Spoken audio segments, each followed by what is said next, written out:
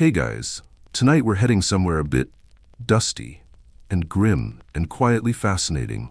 You'll be drifting down the cobbled alleyways of 1348 Paris. Yes, the year everything smelled slightly of panic, damp straw, and questionable decisions involving leeches. Don't worry though, you're not really there.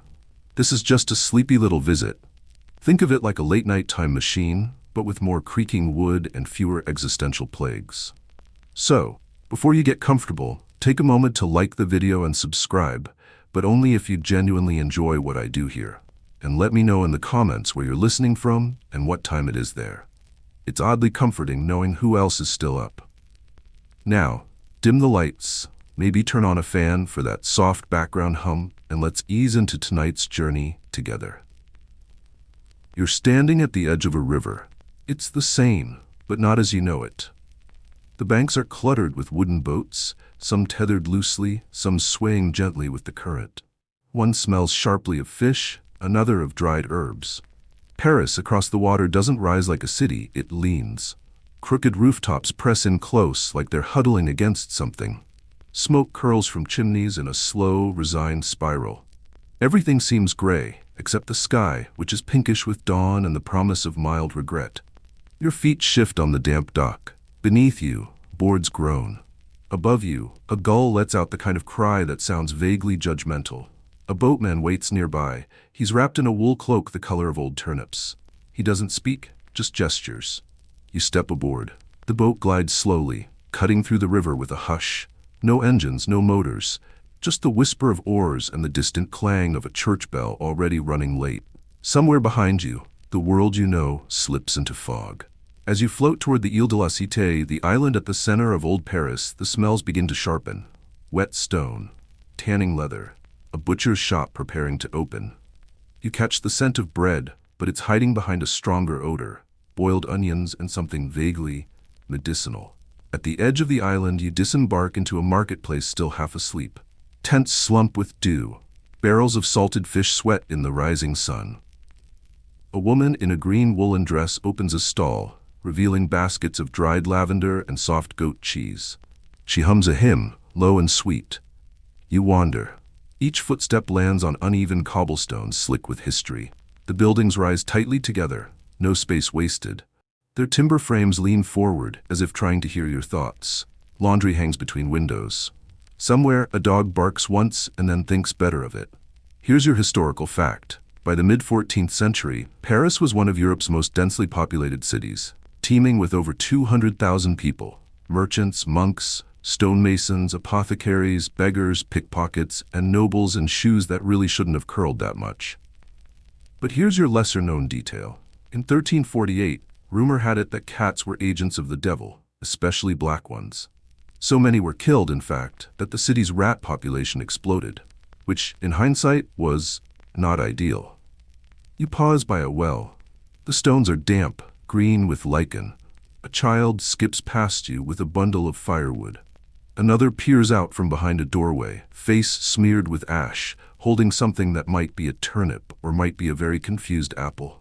A tinker trundles by, cart clattering with pots. He nods to you, and for a second you feel entirely here. Like you've always belonged on this muddy street, in this misty morning where the bread's a little too hard. And everyone walks slightly sideways from wearing uneven shoes. Historians still wonder if the people of Paris had any inkling, any shadow of premonition about what was coming. Whether they felt a tremble in the cobblestones, a stutter in the rhythm of daily life, or whether it came all at once, a silent bloom of darkness carried on the backs of fleas and the wings of bad timing. You walk slowly now, past a scribe's shop where ink pots sit like fat little beetles in the window, past a churchyard where someone sweeps leaves that keep returning, past an apothecary's sign shaped like a toad holding a lily. Then, faintly, you hear coughing. It's far off, barely a sound, but it cuts through the quiet like a snapped thread. You stop. The world doesn't. The boatman appears again somehow, leaning near the church gate. You follow without a word. Paris is waking, and you are drifting further in. The alleys here are narrower, the stone darker, slick with morning damp, and the kind of secrets that don't always get recorded. You duck beneath a sagging archway, nearly brushing a string of onions hanging from a wooden beam. The walls on either side are close enough to scrape your elbows, but you keep moving. Somewhere behind you, a door slams. Somewhere ahead, a rooster decides it's late enough to pretend he's been awake this whole time. You step into a small courtyard, hemmed in by timbered buildings with latticed windows and shutters held together by faith and rust. A cat darts past, brown, nimble, and blessedly not black. A woman in a headscarf leans out her window and throws a bucket of, well, something, into the alley with all the ceremony of someone who does this daily and has stopped caring long ago. You sidestep the aftermath. This, you realize, is one of the countless courtyard tenements that made up the very heartbeat of medieval Paris. Families lived here in cramped quarters, often above their workshops, bakers, cobblers, weavers. The city didn't rise high, but it pressed in thick. You lean against a worn stone fountain in the center of the yard. The water trickles lazily, green with age. It smells faintly metallic and medicinal, like it's trying its best in difficult circumstances. There's a pair of children chasing a chicken, and the chicken is winning. Here's your historical fact. Communal living was not just a necessity, but a cultural norm in 14th century urban centers. Whole households, parents, apprentices, servants, even distant cousins, shared rooms, meals, and a general sense of vague annoyance. Lesser-known detail? Parisian housewives sometimes soaked their linens in boiled chestnut water to keep them white, though it didn't always help. As one chronicler put it, the poor live close, and they all smell faintly of soup and soap.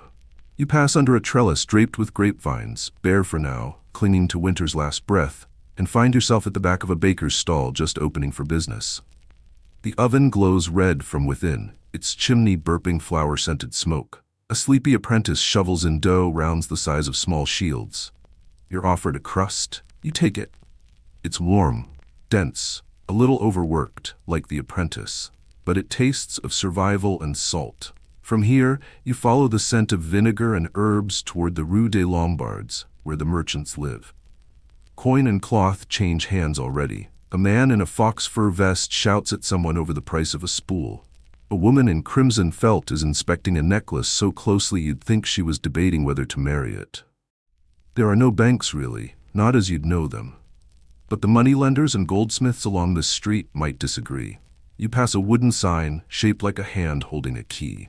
Another painted with 3 figs. Shopkeepers used symbols, not names, partially because half their customers couldn't read and the other half were too tired to care. And then something shifts, a hush, not silent, just slower. You round a corner into a wider boulevard where a procession is passing, not religious, not royal, just a man with a cart. He pulls it himself. It's covered with a sheet. A single bell rings from the cart's side. People stop what they're doing, some cross themselves, some turn away. You step back into the shadows of a doorway, unsure why your heart feels like it's listening more closely than usual. Here's the question no one likes to answer. When did they know? When did the Black Death stop being a whisper from other cities and become a footstep on their own street? A boy walks past with his mother.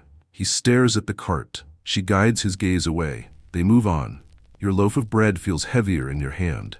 And just like that, the moment passes. The cart vanishes into a side alley. The square regains its rhythm. Market calls, clinking hammers, the squawk of pigeons who think they own the place. The air is cooler now, despite the sun inching higher. There's a strange taste to the wind, bitter, metallic, like something medicinal trying to mask something worse. You keep walking. Behind you, a sign creaks on its hook. Ahead, the great towers of Notre Dame rise into view, solemn and tired, like they've seen too much and still no more is coming. The square before Notre Dame is already stirring. Market stalls half-built, pigeons arguing about breadcrumbs, and the smell of wet stone that always lingers after the Seine has whispered too closely to the banks. You walk past the cathedral's western facade, those great twin towers rising like weary giants. They look down with that eternal medieval expression, somewhere between judgment and amusement. You glance up at the gargoyles. One appears to be mid-sneeze. Another looks like he's quietly holding back gossip. Paris in 1348 was a city of thresholds, spiritual and literal. You step across one now, through the tall arched doorway into the cool hush of the cathedral. The heavy wooden doors close behind you with a sigh, like even the building knows what the outside world holds. Candles sputter in iron racks. The air is thick with the scent of wax, incense, and old prayers. A monk is sweeping the flagstone floor, muttering rhythmically, not in Latin but something closer to annoyance. Here's your historical fact. Notre Dame, even in the 14th century, was more than just a church. It was a hub, a meeting place, a court, a message board, and occasionally a shelter from rain, guilt, or one's in-laws. The lesser-known detail? Some of the choir boys used to sneak bread from offerings and trade it for river eel down by the fish market. Sinful? Technically. Clever? Undeniably. You wander past a statue of the Virgin Mary so serene she might actually be napping. Near the apse, a priest lights a row of candles with a brass taper, his motions so slow and deliberate they almost hypnotize you. That's the thing about these places. They were built for awe. And awe, unlike bread, doesn't go stale. There's a niche near the side wall where a woman sits, her face half-shadowed by her veil. She doesn't pray, just watches. You pass silently. Outside again, the sun has climbed a little higher, and the sound of hooves draws your attention. A pair of noblemen ride past, their cloaks trailing and their conversation loud. Something about grain prices, something about Milan, something about a cousin who won't stop bleeding. You pause, and then, not far behind them, walks a man in physician's robes. His mask, long-nosed, beaked, unsettling, turns toward you as he passes. The beak is stuffed with herbs, lavender, mint, wormwood. It's meant to protect him from the miasma, the bad air that people believe carries the plague. You don't move. Neither does he. There's something oddly intimate about the moment. Two strangers caught in a stillness neither asked for. He nods once and continues. You wonder how many lives he's tried to save, how many he's lost. And historians still wonder, did the masks actually help? Were they just for show? Did they give comfort, or just make the fear wearable? You follow the path he took, and soon you're wandering the lanes along the Seine's left bank. Booksellers are just beginning to unpack their wares. Illuminated manuscripts, letters, religious pamphlets, a crude drawing of a sheep that looks oddly political. The river runs sluggish, dappled with light. You lean on the stone balustrade and watch a swan float past like it owns every secret the city ever told. A small boy beside you drops a pebble into the water. You both watch it disappear. Then, from across the bridge, a cry rises. A woman in blue stumbles out of a shop, clutching her chest. Two others rush to her side. You freeze. Not from fear, yet, but because something shifts in the way people look at each other. As though every cough now has a name. You back away slowly. It's not panic, not yet. Just that early stage, the part where people still hope it's something else. A bell tolls once, low, measured. Not quite an alarm. Not quite a comfort. You take one more breath, then turn down a narrow alley lined with drying herbs and prayer beads. It's quieter here, calmer. You run your hand along the wall. Rough stone, cool to the touch. It grounds you. For now, the alley you've wandered into is called Rue des Petits Augustins, though no one says it aloud. Names tend to linger too long in places like this, gathering meanings, rumors, and occasional curses. Better to let the stones speak for themselves. A faint smell trails the air, somewhere between rosemary and regret. Laundry flaps gently overhead on sagging lines. You duck beneath a sheet that still holds the warmth of someone's afternoon nap. This neighborhood is quieter. Less crowded, more resigned. You pass a tiny apothecary with a painted sign of a badger holding a mortar and pestle. The badger appears to be scowling. Inside, the shelves are lined with bundles of dried herbs, glass bottles of dubious color, and a taxidermied ferret wearing a ribbon. Historical fact: apothecaries in medieval Paris were often more trusted than physicians. They understood plants, after all, and didn't wear masks shaped like nightmares. You glance through the window. The woman behind the counter is grinding something, cinnamon perhaps, or cloves, and humming under her breath. It sounds like a lullaby for someone she didn't save. She catches your eye and nods, as if to say, if you're not sick yet, try not to start. You keep walking. A rooster crows somewhere. Confused, probably. Paris has that effect. Just ahead, a set of stairs leads downward beneath the city's surface. A man in patched robes is hauling up a bucket of water from a public well. You step aside, and he mutters thanks without looking up. You pause at the top of the stairs.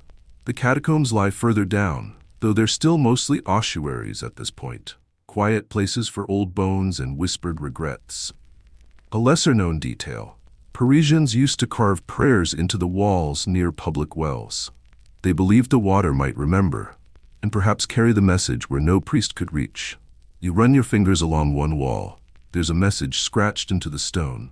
Just 2 words: va doucement, go gently. It feels like advice.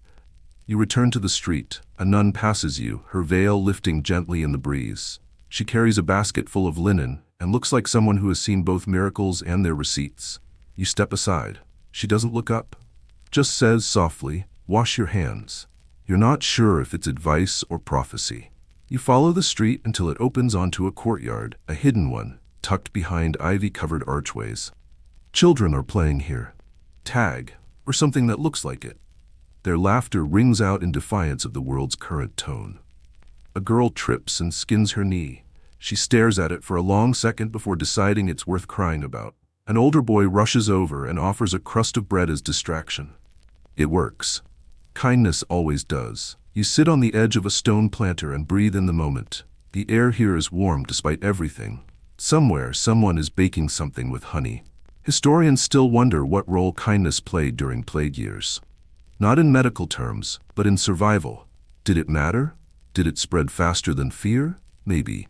Maybe not. The wind picks up again. You rise. It's time to return to the main road, to the part of the city where decisions are made by people who wash less and speak more. But before you go, you turn one last time and look at the children. Their game has changed. They're pretending to be doctors now. One has fashioned a mask out of reeds and a napkin. Another declares, in a very serious tone, "You must eat garlic or you'll turn into a goat." And somehow that makes sense.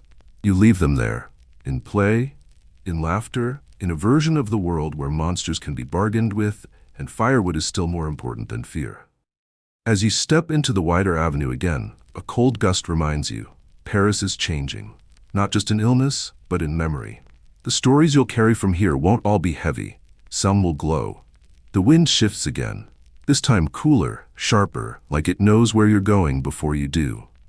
You follow it into a warren of narrow lanes behind the church of Saint-Germain-l'Auxerrois. In earlier times, this might have been where monks slipped out for late-night cheese, or city guards snuck wine under their cloaks. Now it's mostly deserted, save for the occasional cloaked figure moving like a rumor between doorways. You find yourself beside a small chapel with a red door. It's cracked open, just enough to whisper curiosity. You push it wider and step inside. Immediately, the world hushes. This chapel isn't grand. It's quiet, wooden-beamed, and the size of a wealthy person's shed. The air smells like wax and thyme. Candles burn low in iron sconces. A single figure kneels at the front, hooded, motionless. Historical fact: during the plague, many private chapels like this one became places of quiet confession and whispered superstition. Not official church doctrine, just hope. Improvised. Desperate. Human. The figure doesn't turn. You don't speak. Instead, you sit near the back, on a pew polished smooth by decades of anxious elbows. A scrap of parchment is tucked into the wood beside you. Someone's written a short prayer, or perhaps a recipe. It's hard to tell in the candlelight. You close your eyes. There's a sound, a dry shuffle of robes, the sigh of someone too tired to keep their grief inside their bones. You open your eyes. The figure is gone. Vanished? No, just slipped out quietly, like guilt. You rise and leave the chapel. Outside, night is deepening. A fine mist rolls along the cobblestones, softening the sharp lines of architecture into something more forgiving. The city feels like it's folding inward, or maybe holding its breath. Around the corner, a tavern pulses with muffled sound. You peek inside. Men are drinking. Women are drinking. A chicken appears to be involved in a gambling game. It does not understand. Laughter spills out like soup over a too small bowl. You're invited in with a nod. The barkeep hands you a mug before you even ask. He doesn't charge you. Either he's generous, or you already paid in some other lifetime. You sit at a table near the hearth. Someone's singing in the corner. The lyrics are questionable, but the tune is oddly comforting, like a lullaby written by someone who's been in a fistfight with a bishop. Lesser-known detail: many taverns in Plague-era Paris stayed open even during the worst weeks. People wanted distraction more than they wanted survival. Bread and beer were easier to trust than hope. You sip. It tastes like barley and wood smoke and the faintest hint of time. Someone drops a dice. Someone kisses someone else with the kind of desperation normally reserved for shipwreck survivors and playwrights. You don't stay long. Just enough to feel the hum of life. Just enough to understand that not everyone dies afraid. Some sing instead. You step back into the street. A beggar passes you, tapping a copper cup. You drop a coin without looking. He nods, then mutters, "Luck sticks to kindness like soup to bread." You don't know if it's wisdom or nonsense. Maybe both. Historians still wonder what really sustained Paris in 1348.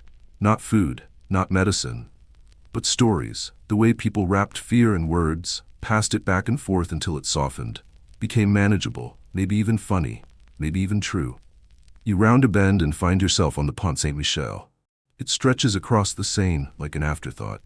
The river below flows slowly, a ribbon of silver black, whispering to the stones as it goes. You lean on the railing.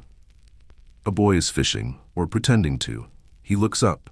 "Catch anything?" He shakes his head. "Just thoughts." You nod. That seems fair. You walk the rest of the bridge in silence. On the far end, a street lamp flickers. Not gas, not candle, just some mysterious flicker of light between breaths. You pass it. The city exhales again, and you keep walking. A gentle clatter follows you now, hoofbeats muffled by mud, the creak of oiled leather, the soft jingle of chainmail that's not quite ceremonial and not quite ready for battle. You glance sideways. A mounted guard passes slowly, his torch casting ripples of light along the walls. He doesn't look at you. He looks past you, as if scanning the edges of another world. You walk on, deeper into the old merchant district, once bustling, now bruised. Banners still hang from second-story windows, faded from crimson to rose, gold to oatmeal. Below, the doors of apothecaries, cobblers, and candlemakers sag inward like they've given up on being knocked. Historical fact, in 1348 Paris's commercial heartbeat was failing. Not from lack of goods, but from lack of people. Death disrupted supply chains far more effectively than war or taxes ever could. The wind picks up, a dry leaf skitters past. Not an autumn leaf. Just confused. You pass a small shop that once sold embroidered gloves. The window is cracked. Inside, rows of gloves still lined up like sleeping hands. Nobody's disturbed them. It's as though the plague respected craftsmanship. Across the street, a makeshift notice board leans against a broken barrel. Dozens of handwritten flyers cling to it. Missing relatives, prayer circles, unlicensed miracle cures. One reads, "Seeking Henry. Left to fetch onions? Return. You fool." You keep walking. The monkey isn't here, obviously. But if he were, he'd probably steal an onion and sell it back to Henry with a side of sarcasm. The air changes again. It smells of parchment and boiled ink. You follow the scent to a tall building with pointed arches and a mossy slate roof. The Sorbonne. It stands quiet now, its scholars mostly fled or dead or absorbed into prayer. But the doors are open. Inside, the library is dim but not empty. A single candle flickers on a long oak table. Beside it, a scholar hunched over a pile of loose pages, scribbling furiously with a feathered quill that has seen better birds. He doesn't look up. You step closer. The candlelight reveals parchment covered not in Latin or law, but lists, memories, smells, a catalog of everything he's afraid might disappear. He murmurs as he writes, "Apricot blossoms, my sister's laugh, the shape of soap, rain on stone." You don't interrupt. You glance over his shoulder and spot a curious page. A list of names, all crossed out except one. Yours. You blink. It's your name, but written in an older spelling, with too many vowels. You look at the scholar. He looks up for the first time. His eyes are clear, but utterly exhausted, as if sleep is something he loaned away and never got back. He says nothing. Neither do you. You leave the Sorbonne. Outside, night thickens like broth on a slow fire. You pass a bakery, shuttered, but warm-smelling. A cat peeks out of a flour sack in the alley. It doesn't run, it just watches, like cats do when they know something you don't. You pause to watch the moon. It's round now, suspiciously perfect, like it's trying too hard. Lesser-known detail, during the Black Death, some people blamed the moon for spreading the plague, saying its brightness boiled the air, turning breath into poison. Science, of course, had the night off. You cross into a square where a marionette show is unfolding for an audience of exactly one. A little girl clutching a piece of old bread, her face lit by torchlight and wonder. The puppeteer's hands move like memory. The scene, A knight fighting a dragon, then giving it a flower. The girl claps quietly. The puppets bow. You move on. Your feet know the way now. Down narrow stairs. Past a stone basin where someone once tried to boil plague away with wine. Past a courtyard filled with still air and statues too tired to be afraid. You arrive at the edge of the Ile de la Cité again. Different this time. Not central, just forgotten. A small garden hides here. Or did. Now it's overgrown, wild thyme tangled with nettle and rose hips. A single bench sits crooked under an elm tree. You sit. The city stretches around you like a lullaby written in brick and shadow. You realize you haven't spoken aloud in hours. You also realize you haven't needed to. Historians still wonder how the soul of a city survives after losing so many of its people. Maybe it doesn't. Maybe it molts. Maybe cities, like snakes and saints, are reborn in their own dust. A bell rings. One chime. Somewhere near the Louvre. You lean back, your shoulders sink, and in the quiet hush before dawn, Paris holds you. Somewhere between sleep and memory, the bench beneath you becomes a boat. Not in a metaphorical sense, well, maybe a little. But in the quiet way dreams get lazy with transitions. One moment you're reclining under an elm, the next you're gently rocking on the Seine, mist curling around your knees like a sleepy cat. The city is different from the water. It's less tragic, more secretive. The reflections of buildings shimmer and warp, like the architecture is practicing its disguises. You float slowly past Notre Dame. She's asleep too. The gargoyles aren't judging you tonight. They're just exhaling tiny clouds of silence. A bat flits by, chasing something imaginary. A soft splash to your right. A fisherman still casting despite everything. He doesn't look at you, but he hums a tune in Occitan, soft as thread. It's a song older than the bridge you're approaching.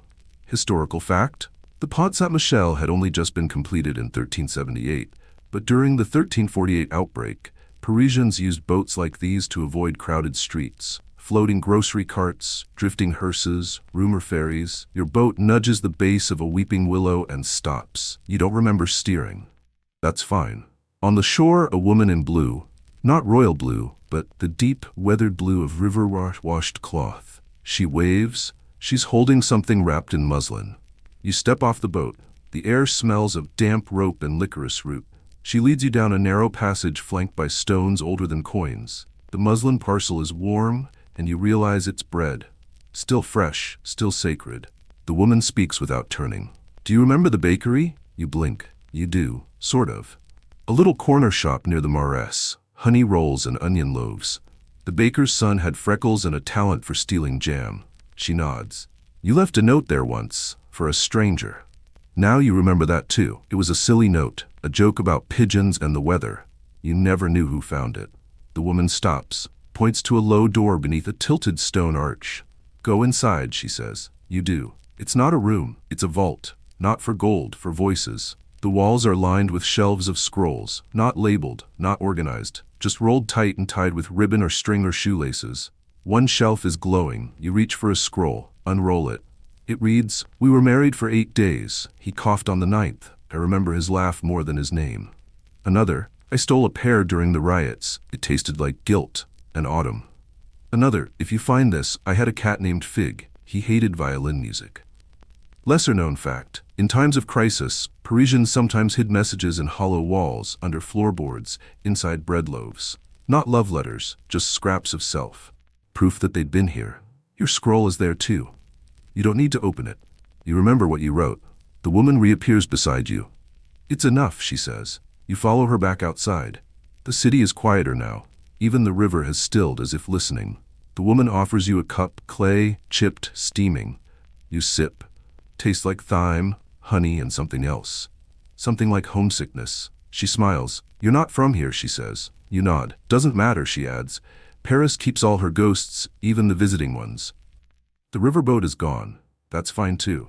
You walk now, through a part of the city that doesn't show up on maps. A tiny apothecary, shaped like a crooked smile. A market square lit by jars of fireflies. A chapel with a ceiling painted to look like the inside of a seashell. You touch the wall. It hums back. Historians still wonder how much of medieval Paris lies beneath the current one. How many tunnels, lost wells, plague pits, secret cellars. Maybe the whole city is just a palimpsest, stories piled on stories, bleeding through each other. You find yourself on a rooftop. How? Doesn't matter. The wind is gentler up here. Chimneys poke the sky like curious fingers. A cat jumps from tile to tile, daring gravity to misbehave. You sit on a ledge, watch the clouds. One looks like a baguette, another like a bishop, another like the monkey. You laugh. Below, a bell tolls, not funereal, just steady, a reminder you're still here, still part of the story. The bell's tone fades gently as you lie back across the roof tiles, warm from the afternoon sun that clearly no longer exists. But time is pliable here, more suggestion than rule. Somewhere in the bones of the city, a choir begins to hum. No lyrics, just tone, breath, vibration. You let it carry you as if your body has turned into parchment and the notes are ink. The rooftop beneath you rustles. No, not rustling, shuffling. Someone's approaching. It's a child, not more than 7. Dirty knees, a smudge of jam on her cheek. She's carrying a candle stub in one hand and a chicken under the other arm. She looks at you as if you're the odd one. You're supposed to follow me, she says. You do. She climbs down a series of ladders and ledges with the confidence of someone who's done it 100 times, probably while humming. Historical fact, in medieval Paris, rooftops were informal highways for children, thieves, and cats. The steep tiles, though dangerous, made perfect shortcuts over the choked alleys below. You land in a courtyard, dusty, enclosed, walled in by stone buildings leaning into each other like gossiping ads. The girl's gone, but a dog waits for you now. A basset hound, ears like wet mittens, eyes full of melancholy. He leads you to a door. Of course he does. The door opens before you touch it. Inside is a room so small it's mostly corners. A woman sits there, working. Loom? No, it's parchment. She's writing, illuminating. A scribe. Her fingers are stained with ink, her brow furrowed in concentration. Tiny gold flecks shimmer in the candlelight. She doesn't look up. There you are, she says. I need a witness. You hesitate, but sit on the stool beside her. Lesser-known fact, even during the Black Death, scribes and monks continued to copy manuscripts, not just scripture, but also medical texts, folklore, even jokes. The act of writing was prayer, memory, and resistance all at once. The scribe uncorks a vial of ink. Read this, she says. You look down. The page is covered in strange symbols, not letters but shapes, spirals, stars, footprints. A bowl of soup? I don't understand, you admit. No one does, she says. That's the point.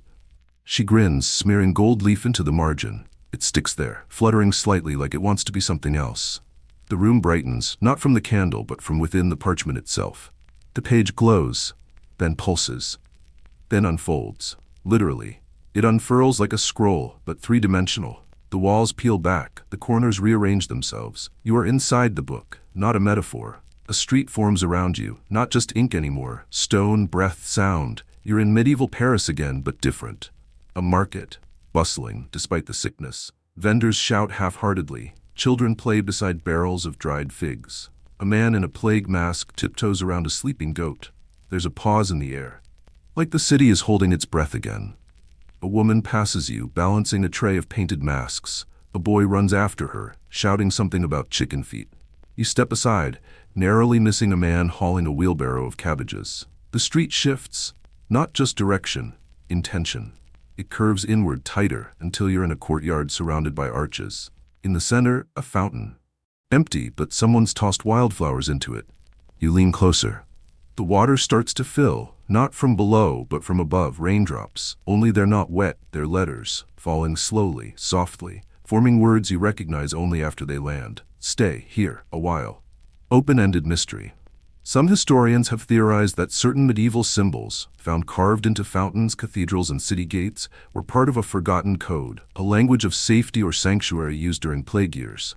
Others say they were simply decorative, or left by ghosts. You sit on the fountain's edge. Let the droplets soak into your sleeves. They whisper things you forgot to feel. Gratitude. Bitterness. That weird feeling when you see someone cry on the street and feel like it's your own sadness leaking. The market sounds return. A bell, a flute, a clatter of hooves. The book, no, the street, begins to close again.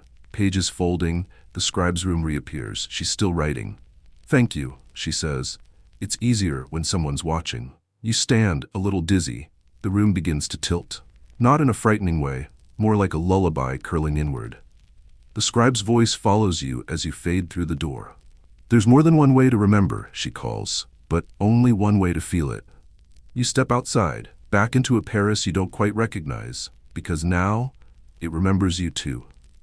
You're in an alley now, but not the shadowed, grimy kind you'd expect. No, this one glows faintly, its walls covered in faded murals, chipped, but still proud, telling stories in colors long since forbidden by time. A rooster painted with a crown, a baker juggling loaves, a dog with wings sniffing at a fallen star. The cobblestones are uneven, slick with last night's rain, or maybe tomorrow's. You walk slowly, carefully. Overhead, laundry flaps between buildings like surrender flags from a forgotten war. A cat watches you from a windowsill. It squints, yawns, then disappears inside as if to say, nothing here you haven't earned. At the alley's end, a door. Of course. But this one's different. It's made of glass, not the kind you know, not clean, modern, sharp-edged. This glass is clouded, molten-looking, like it's still deciding what shape it wants to be. You reach out, it opens before you touch it. Again. Inside, a bathhouse. Not Roman, not Turkish. Something uniquely Parisian. Tiled floors, vaulted ceilings, faded frescoes of saints and sea creatures sharing wine. The air is damp, fragrant with lavender, lemon balm, and something like old books left in sun. Historical fact: public bathhouses remained popular in Paris even after the plague began. They were social centers, sources of warmth, and, to some, a kind of hopeful defiance against a city growing colder. You're handed a towel by someone with no face. Don't worry, that's just the steam. You undress behind a screen painted with rabbits reading scrolls. Step into the water. It sighs, not steams, not splashes, sighs. Lesser-known detail. In some districts of 14th century Paris, bathhouses operated as informal clinics. Healers mixed steam with herbs, prayers, and guesswork. For some it helped. For most, it was a place to feel human again. You float, drift. The ceiling above shows stars painted in gold flake. Most have flaked off. The ones that remain wink lazily. Someone is singing in the next room, a lullaby maybe, or a recipe. You close your eyes and open them to find you're no longer in water. You're in a bakery, because of course you are. Same warmth, same steam. Only now, it smells like honey and burnt crust. The baker, a tall man with arms like tree trunks and eyes like a poet, doesn't seem startled by your presence. Need a place to rest? He asks. You nod. He points to a stool beside the oven. You sit. He hands you a piece of bread. You bite in. It crackles, then melts like eating a hug. Open-ended historical question. Some believe that certain Parisian bakers refused to close shop even at the height of plague, not just to earn coin, but because feeding others was an act of resistance. Others say it was simply denial, or habit, or love. The baker wipes his hands on his apron. Tell me something, he says. What's your favorite smell? You pause. Then answer, the inside of a coat in winter. He smiles. Mine's rising dough, he says. Smells like hope. You both fall quiet again. The fire crackles. The dough breathes. And then, a rumble. Not from the oven. From outside. Thunder? No. Drums. Not music. A procession. You step outside with the baker. A parade is passing. Only this isn't joy, it's ritual. A line of masked figures, cloaks, bells on their wrists. Some carry candles. Some carry nothing but grief. A woman holds a sprig of rosemary to her nose. A boy clutches a doll made of corn husks. The crowd doesn't cry. They breathe together. Deep. Measured. A funeral of 100 names, none of them spoken. The baker lowers his head, then nudges you. Follow them, he whispers. You do. The procession leads you through the heart of the city, where the cobblestones seem softer as if trying to muffle your footsteps. People along the way hand out things, not food or flowers, but memories. A man gives you a ribbon, a child hands you a pebble, an old woman presses a kiss to your forehead and says, "You'll forget this when you wake up, but not before." The crowd turns down a road that doesn't exist, a path made of mist and parchment, a story folding inward. You realize this is no ordinary street. It's a memory. Of Paris, of everyone who walked it, of every goodbye and whispered promise and firefly caught in a jar too late. The crowd vanishes, one by one. You are alone again, at the edge of the mist. Lantern in hand, the flame flickers once, politely, and points forward. You take a step. The mist parts, the street reforms, but different now, brighter, like the city is remembering itself in real time. Not as it was, but as it wanted to be. You're still walking, but now the streets are made of music. Not literally, of course. No cobblestones are humming Vivaldi, but each step feels scored, like your souls have found rhythm in the quiet percussion of a city learning how to breathe again. You pass doorways, blooming with light, candles perched in windows, shadows dancing on thick glass, silhouettes of people telling stories with their hands. No words, just motion, warmth, laughter that almost sounds like wind chimes in molasses. A curtain flutters, a scent escapes, rosemary and wax, maybe a hint of gingerbread or dreams. You stop at a fountain. It's old, cracked, dry, but carved into its side is a woman's face, serene, gentle, the kind of expression you'd give a child learning to walk. You touch the stone and feel something. Historical fact: many fountains across medieval Paris dried up during the plague, either from lack of maintenance or superstition. Some believed the water carried death, others swore it once carried miracles. This one, it carries memory. You sit on the rim, the lantern beside you pulses, dim then bright, like it's trying to remember a song it once knew. You listen, and slowly beneath the stone silence you hear it. A voice. Not loud, not clear, but there, whispering, not to warn, to welcome. You rise, behind you now is the city, dimmed, dreaming. Ahead, a bridge. Stone. Arched. Covered in ivy that's definitely out of season. You step onto it. Each stone feels like a heartbeat. Not yours, not anyone's. Just the city's. Lesser-known detail. During times of plague, bridges were often seen not only as crossings of place but of life and death. Lovers left notes there. Merchants left debts. Pilgrims left prayers folded into scraps of linen. You leave nothing, except yourself. Midway across, a small boy appears. He doesn't speak, just walks beside you. You nod. He nods. He offers you half a pear. You accept. It tastes like kindness and a little bit of dust. He points down, and there, in the river, not water but light, are faces. Not frightening, not mournful, just watching. You pause. Ask him, are they ghosts? He shrugs. Maybe. Or memories, or both. Open-ended historical question. Were the ghost stories of medieval Paris born from the trauma of the Black Death? Or were they always there, waiting beneath the surface, like breath under ice? You reach the far side. The boy is gone, but he's not lost, just released. The street curves now, narrowing into a passage you didn't expect. Tiled floor, domed ceiling, and silence that settles like snow. You're inside a library, not a grand one, not royal, but it smells of vellum and sleep and promises. There's a desk, a quill, and a book already open. No words on the page, just flickers of light. The lantern in your hand dims again. It's listening. A voice behind you says, "Tell it your version." You turn. No one, just the scent of ink and the feeling of being very, very young. You whisper, "It was dark, then less dark, then warm." The book glows faintly. One word appears, "Still." You breathe, and the room folds gently into black. Only for a moment, because now you're in a garden. Yes, still in Paris. Yes, still 1348. But this garden doesn't seem to know or care. It's blooming. Lavender, hollyhock, wormwood, thyme. A bench sits beside a twisted apple tree. A woman tends to the herbs, her fingers nimble, her eyes half closed, humming a tune too old for notation. She smiles at you like you've just returned from a very long trip. You sit. She offers you tea. You accept. It tastes of everything the city has forgotten. "I remember you," she says. You ask, "From where?" She tilts her head. "From when?" You sip your tea slowly, as if each drop could evaporate the centuries tucked beneath your skin. The woman beside you continues tending to her herbs, plucking, pinching, whispering little things to the leaves that sound like apologies or spells, the kind you'd mutter to bread before baking or to a cat that refuses to come home. She doesn't speak much more, but her presence settles over you like warm linen. Not heavy, just inevitable. Historical fact: in Plague-era Paris, herbalists were both revered and feared. They brewed remedies from mugwort and sage, buried sprigs of lavender beneath floorboards, and stitched rosemary into mourning clothes. This garden, it doesn't mourn, it remembers. The woman gestures to a worn path beyond the apple tree. You follow it quietly, as if waking a dream might break it. Along the fence, vines bloom in shapes that defy botany. Stars, music notes, once even something that might be your name. Eventually, the path opens into a courtyard.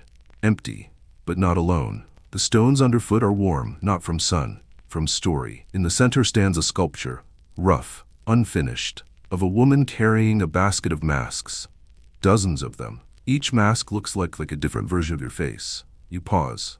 A lesser-known detail. Some medieval healers believed the plague could be tricked by deception. wearing masks not to hide from others, but to confuse death itself. You touch one of the stone masks, it crumbles slightly, as if even illusions eventually exhale. The wind shifts, and suddenly the courtyard isn't a courtyard, it's a stage. Velvet drapes hang from nothing, lanterns float in place. And there in the center, a troupe of shadowy figures begins to perform. They mime the history you've walked. The baker locking her doors with trembling hands, the priest blessing rainwater in secret, the child who left dolls by the well and never returned. The performance is silent, but you hear everything. You sit. Not because you're tired, but because this is the kind of truth that's best witnessed gently. Open-ended historical question. Were the theatrics of medieval Europe, morality plays, processions, pageants, mere entertainment, or sacred acts of remembrance dressed in costume? The play ends not with applause, but with stillness, a quiet so full it could burst. Then, from above, a single rose petal drifts down. You catch it. It smells like history and something else. Like forgiveness. The drapes dissolve, the lanterns blink out, and in their place stands a door. Wooden, plain, inscribed with a phrase in Latin you don't recognize. You knock, because of course you do. It opens before you finish. Inside, a room lit only by fireflies, and a table set for one. A bowl of stew, a crust of bread, a folded letter sealed with wax. You sit, because some meals aren't meant for hunger. They're meant for remembering. You break the bread. Steam escapes like a sigh. The stew tastes like time, herbs, salt, and patience. You open the letter. Inside, your name. Just your name. Written in a script you used to use when learning to write your first stories. The ink is fresh. The moment unfamiliar, but it's yours. You fold the letter, slip it into your pocket, and stand. The fireflies form a loose spiral toward a hatch in the ceiling. You follow. Not up, just inward.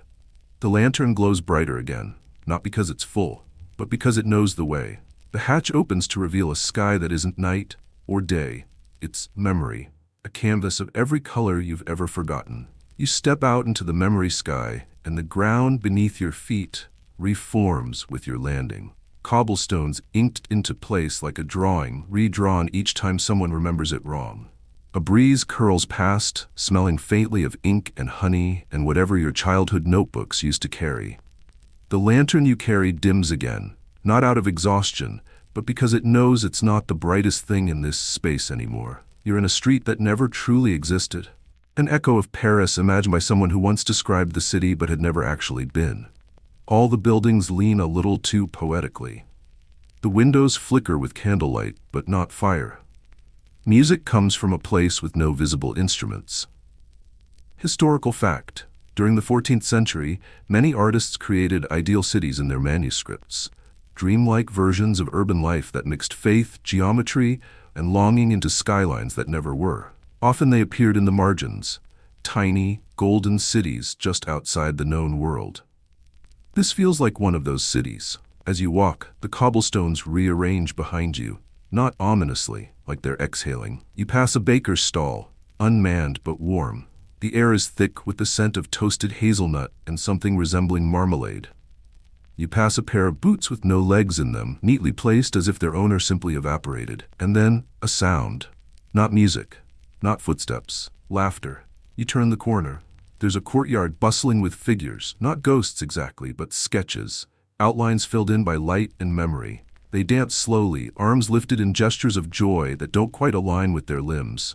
And in the center, wearing a cloak stitched with stars, is someone you know. Not someone you remember. Someone you know. A lesser-known detail. Many medieval French families kept embroidered dream cloaks, heavy patchwork garments stitched with symbolic images to protect sleepers from night terrors. Some were buried with their owners, others passed down like whispered lullabies. The figure gestures you forward. You do. They raise their hand. And suddenly a stream of starlight spills from their palm, sketching a new path in the air.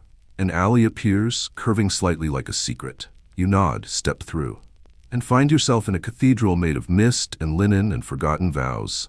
The pews are stitched from lace. The ceiling drips with soft candlelight like rain that never lands. Your lantern glows again, not urgent, but full. A quiet hum of understanding. Open-ended historical question. Did medieval Parisians truly believe their prayers altered plague's course, or were the rituals simply a way to hold still in a world unraveling? You sit in one of the lace pews. It holds you. And as you do, faint voices echo in the cathedral's bones. Soft, private, the kind of prayers whispered into soup or mouthed in sleep. You listen, not to the words, but to their shape. Hope wrapped in habit, love shaped by repetition. A child reciting a rhyme to stay brave. You stay a little longer than intended, but it's not really your decision. It's the cathedral's. And when it's ready, it lets you go.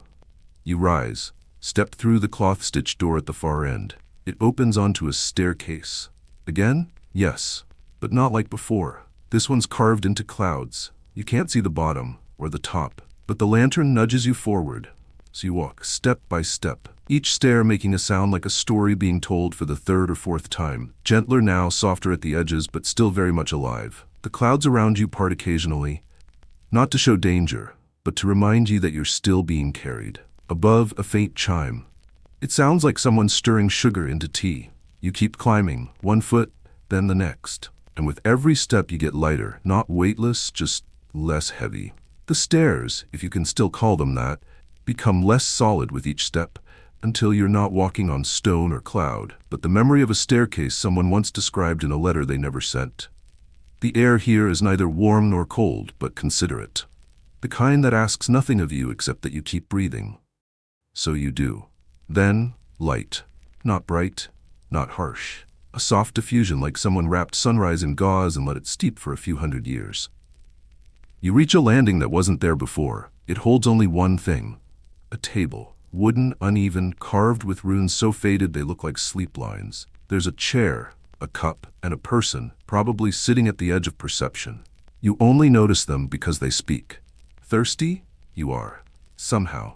You nod, sit, and take the offered cup. It's full of a liquid that feels like the moment between a question and its answer. You sip it anyway. It tastes like missing someone, and finally remembering their name. The figure across from you is blurred, not ominously, just undefined. Like the details weren't finished on purpose. They say, you've carried more than you realize. You nod again, unsure what they mean, but sure they're right. Historical fact. In medieval Paris, it was believed that memory resided not just in the mind, but in the bones.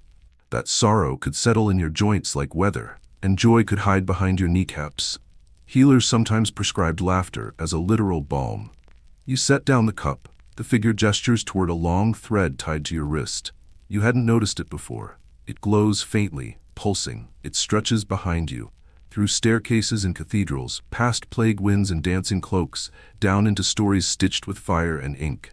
The thread connects you to the story, the city, the night. You ask, what happens if I cut it? They tilt their head.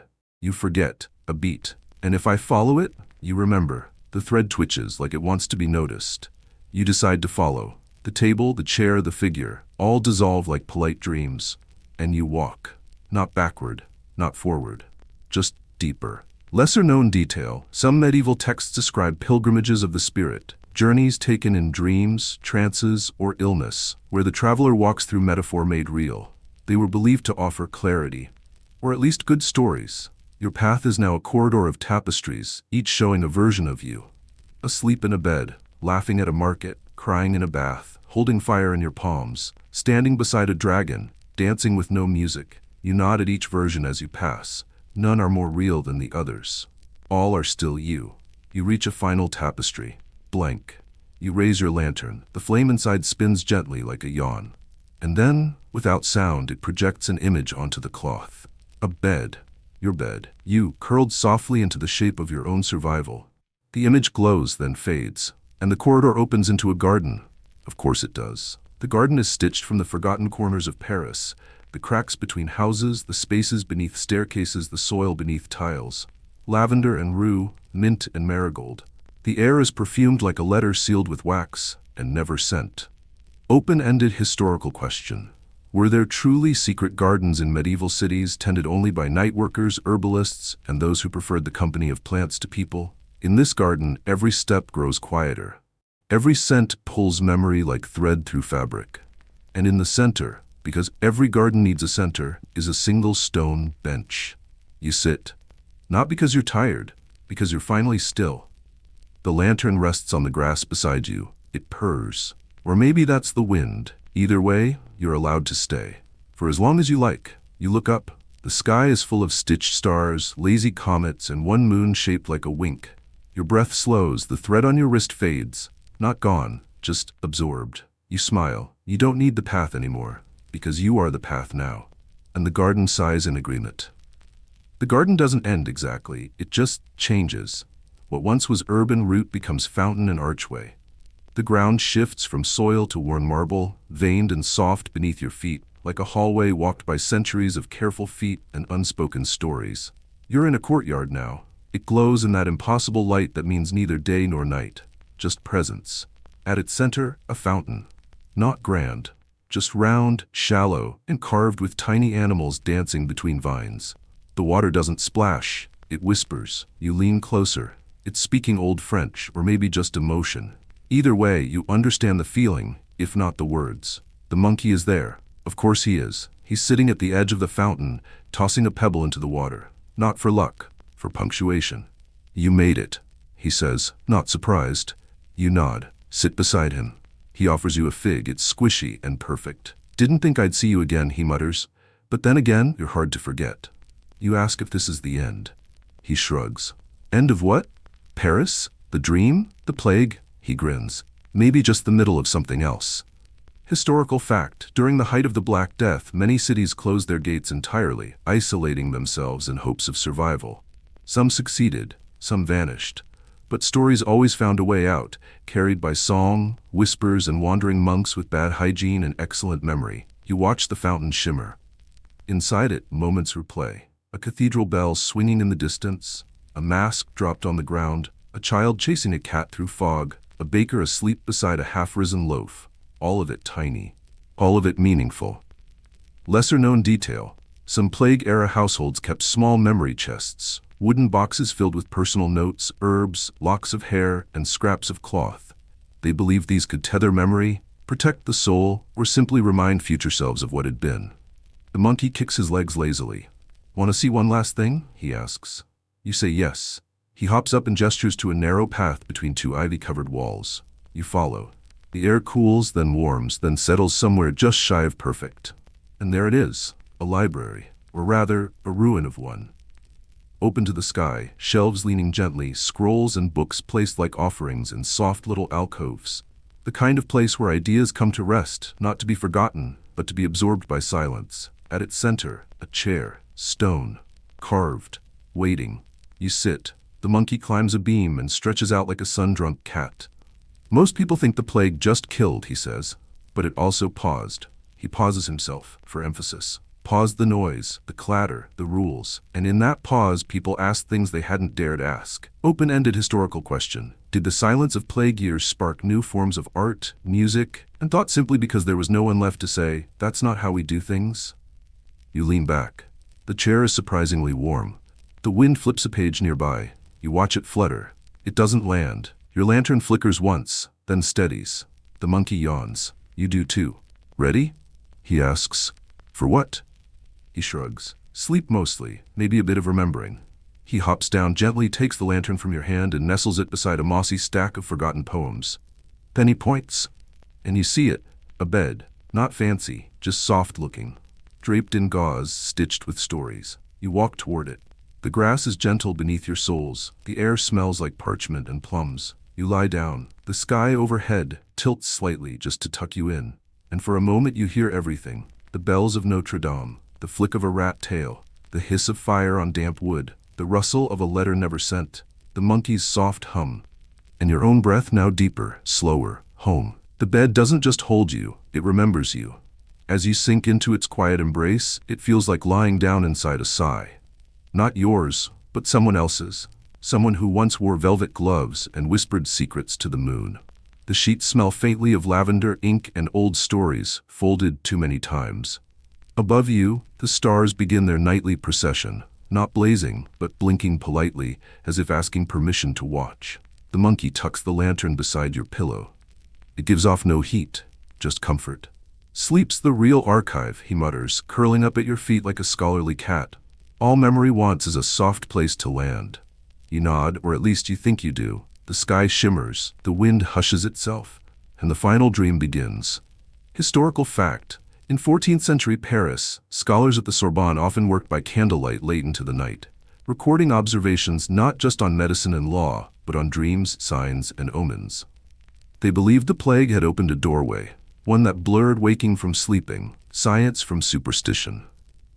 A soft tremor rolls through the bed, not fear, but recognition, like the city itself just turned over in its sleep. You close your eyes, and the past curls around you like a quilt. Lesser-known detail. During the Black Death, some healers prescribed dream baths, herbal infusions poured into warm water, followed by quiet chanting and sleep in linen wraps, then, in hopes the dreams would reveal healing messages. These rituals often included rosemary, thyme, and tiny sachets sewn with moon-shaped stitches. You feel something brush your hand. Not fur, not fabric, memory. Open-ended historical question. What stories did Paris dream in 1348 beneath masks and prayers, behind bolted doors and silent prayers? And how many still echo in the stones we walk today? You drift, and as you do, the scene begins to fold. The bed is no longer a bed, it's a cloud. Then a page, then a breath. The monkey whispers, "See you next time." You murmur something back, a thanks, a thought, and nothing. And then, silence. Not empty, just full of the kind of stillness that heals, that listens, that waits patiently for morning. And now, as the last bells echo through the cobbled alleys of old Paris and the soft gold of candlelight fades from the arches of memory, you can let go of the journey. There's no rush to rise, no scroll to finish, no chapter left unturned, only the quiet warmth of your own breath. The hush of a city sleeping not from fear, but from peace. Imagine the stone walls holding steady around you, their chill replaced by calm. Let the flicker of dreams slow to embers. The plague is long gone, the myths have had their say. And the monkey? He's already curled up beneath a pile of forgotten lullabies. Let your limbs feel heavier now, your thoughts softer, your pulse slower. There is nothing left to carry, no lantern to guard, no riddle to answer, just rest, steady and deep, like the Seine flowing beneath moonlight, undisturbed, content. Breathe in one last time for the journey that brought you here, and out for the comfort of having arrived. The story is finished, you are safe, and sleep is ready. End of script, sweet dreams.